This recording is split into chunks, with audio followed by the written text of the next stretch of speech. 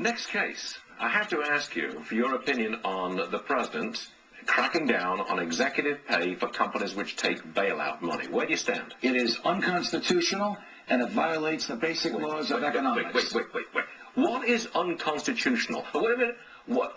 Some banks are completely insolvent. They're out of business. Correct. Without taxpayer money. Correct. Does that not give the taxpayer the right to dictate the terms of operation of that business? Yes, unless the terms that the government dictates violate some independent protection in the Constitution. For example, the government can't say to a welfare recipient, if you criticize the Congress, we'll cut off your welfare.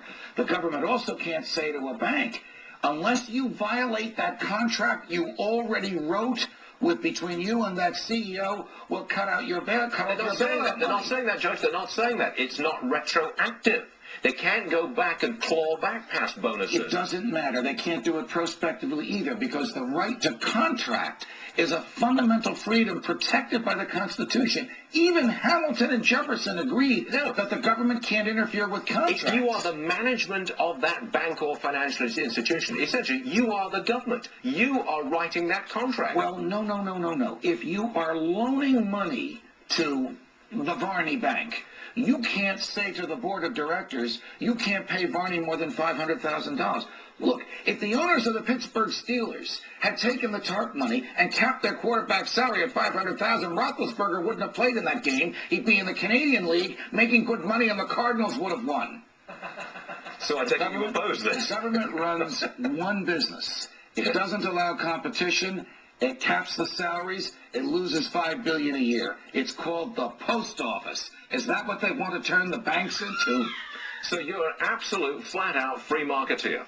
I would use stronger words than that. Would you really?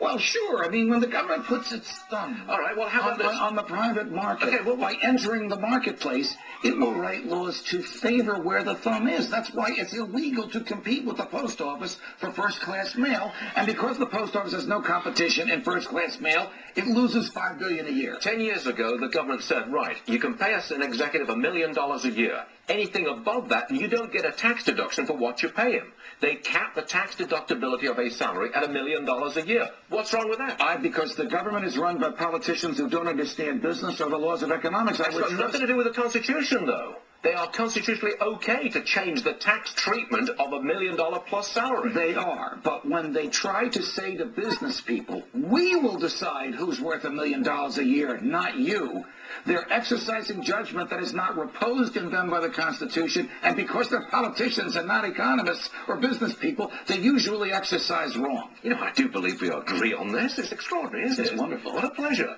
Will you come back? If you'll invite me. You got it. Thanks, George. Appreciate it. The Wall Street